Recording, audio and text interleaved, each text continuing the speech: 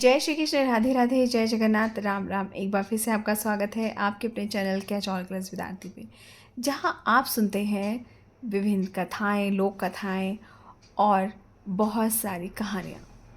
तो इन दिनों हम सुन रहे हैं कार्तिक मास की कथा, जिसमें हम पहुंच चुके थे अध्याय 8 तक। अध्याय 8 तक की कथा हम सुन चुके थे और आज बारी है अध्याय 9 की कथा सुनने की। तो चलिए शुरू करते हैं अध्याय 9 की कथा। अध्याय 9 की कथा में राजा पृथु कहते हैं भगवान नारद से कि हे मुनिश्रेष्ठ नारद जी, आपने कार्तिक माह के व्रत में जो तुलसी की जड़ में भगवान विष्णु का निवास बताकर उस स्थान की मिट्टी की पूजा करना बतलाया है, अतः मैं श्री तुलसी जी के महात्म को सुनना चाहता हूँ। तुलसी जी कहाँ और किस प्रकार से उत्पन्न हुई, ये बताने की भी कृपा करें। नारद जी बोलते हैं कि राजन, आप अब तुलसी जी की महत्ता और उनके जन्म का प्राचीन इतिहास ध्यानपूर्वक सुनिए। एक बार देवगुरु बृहस्पति और देवराज इंद्र भगवान शंकर के दर्शन करने कैलाश पर्वत की ओर चले। तब भगवान शंकर ने अपने भक्तों की परीक्षा लेने के लिए जटाधारी दिगंबर का रूप धारण कर लिया। उन दोनों के मार्ग में अवरोध उत्पन्न किया। यद्यपि वह तेजस्वी, शांत, लंबी भुजा और चौड़ी छाती वाले गौरवर्ण अपने विशाल नेत्रों से युक्त तथा सिर पर जटा धारण किए वैसे ही बैठे थे, तथापि उन भगवान शंकर को ना पहचान कर इंद्र ने उनसे अपना नाम व धाम आदि पूछते हुए कहा कि क्या भगवान शंकर अपने स्थान पर हैं या कहीं गए हुए हैं। इस पर तपस्वी रूप भगवान शिव कुछ भी नहीं बोले। इंद्र को अपने त्रिलोकीनाथ होने का बहुत अभिमान था। उसी अहंकार के प्रभाव से वह चुप किसी प्रकार रह सकता था। उसने क्रोधित होकर उस तपस्वी को धुतकार कर कहा कि अरे, मैंने तुझसे कुछ पूछा है और तू उसका उत्तर भी नहीं देता। मैं अभी तुझ पर अपने वज्र का प्रहार करता हूँ, फिर दिखाता हूँ कि कौन तुझ दुर्मति की रक्षा करता है। इस प्रकार कहकर जैसे ही इंद्र ने उस जटाधारी दिगंबर को मारने के लिए हाथ वज्र में लिया, वैसे ही भगवान शिव ने वज्र सहित इंद्र का हाथ स्तंभित कर दिया और विकराल नेत्र कर उसे देखा। उस समय ऐसा प्रतीत हो रहा था कि वह दिगंबर प्रज्वलित हो उठा है और वह अपने तेज से जला देगा सबको। भुजा स्तंभित होने के कारण इंद्र दुखित होने के साथ साथ अत्यंत कुपित भी हो गया, परंतु उस जटाधारी दिगंबर को प्रज्वलित देखकर बृहस्पति जी ने उन्हें भगवान शंकर जानकर उन्हें प्रणाम किया और दंडवत होकर उनकी स्तुति करने लगे। बृहस्पति भगवान ने भगवान शंकर से कहा कि हे दीनानाथ, हे महादेव, आप अपने क्रोध को शांत कर लीजिए और इंद्र को इस अपराध के लिए क्षमा कीजिए।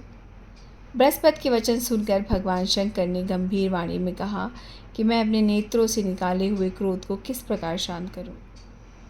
तब बृहस्पति देव ने कहा कि हे भगवान, आप अपना भक्त वत्सल नाम सार्थक करते हुए अपने भक्तों पर दया कीजिए।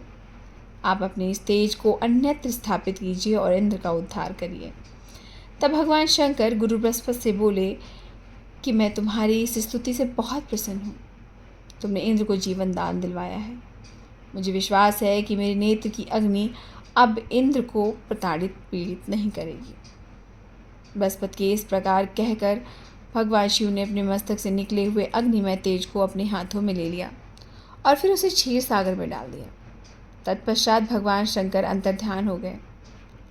इस प्रकार जो जानने की कामना थी उसे जानकर इंद्र और बृहस्पति अपने अपने स्थान को चले गए।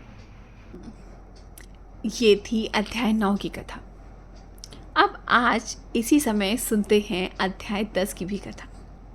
तो आगे राजा पृथु कहते हैं कि हे ऋषि श्रेष्ठ नारद जी, आपको प्रणाम है। कृपया आप ये बताने की कृपा कीजिए कि जब भगवान शंकर ने अपने मस्तक के तेज को क्षीर सागर में डाला तो उस समय हुआ क्या।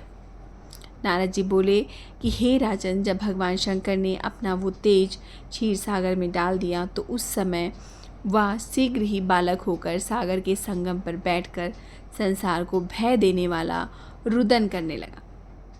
उसके रुदन से संपूर्ण जगत व्याकुल हो उठा, लोकपाल भी व्याकुल हो उठे, चराचर चलायमान हो गया।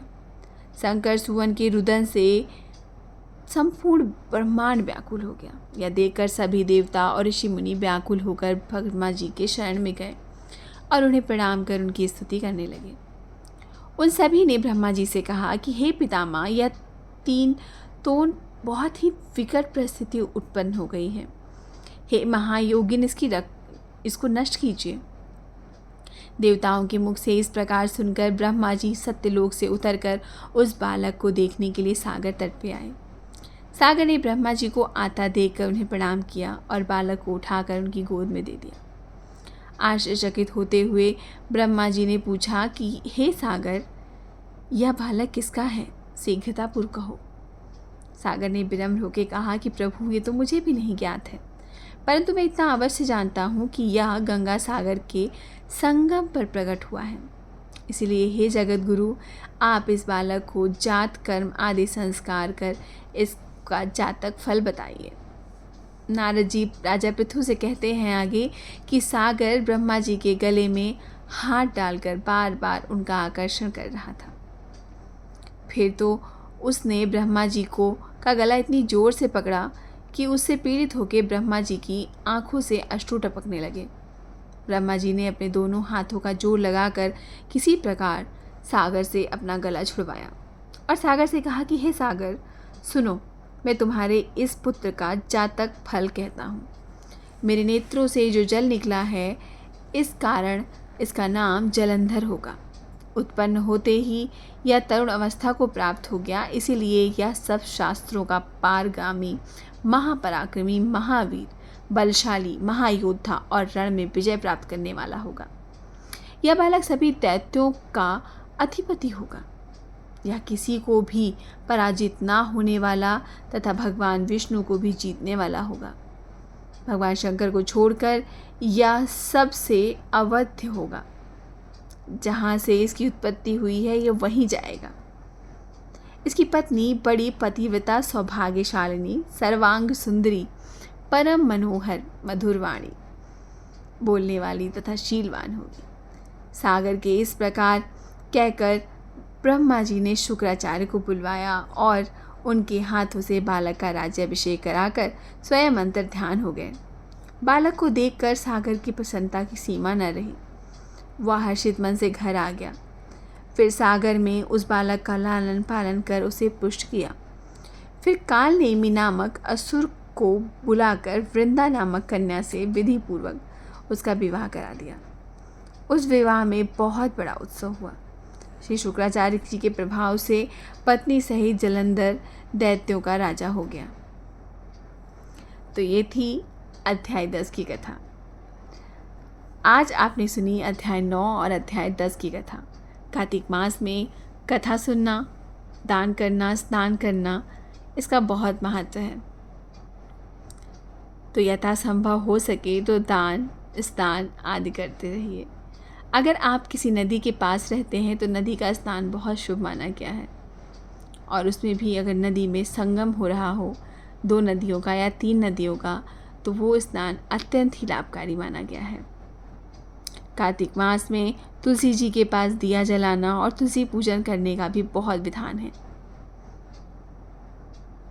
तो आप भी नियम पूर्वक जितना हो सके शरीर को बिना कष्ट दिए स्नान, दान, पूजन इत्यादि करते रहिए। भगवान का भजन करते रहिए। आपको आज की ये कथाएं कैसी लगी, आप ज़रूर बताइएगा। कल फिर मिलेंगे आपके साथ यहीं इसी चैनल पे, जिसका नाम है कैच ऑल कलर्स विद आरती। आगे के कार्तिक मास अध्यायों को लेकर आपको अगर कार्तिक मास की कथाएं सुननी है तो बने रहिए इस चैनल के साथ, जिसका नाम है कैच ऑल कलर्स विद आरती। फिर मिलेंगे ऐसी किसी कथा, कहानी और किस्सों के साथ। तब तक के लिए जय श्री कृष्ण, राधे राधे, जय जगन्नाथ, राम राम।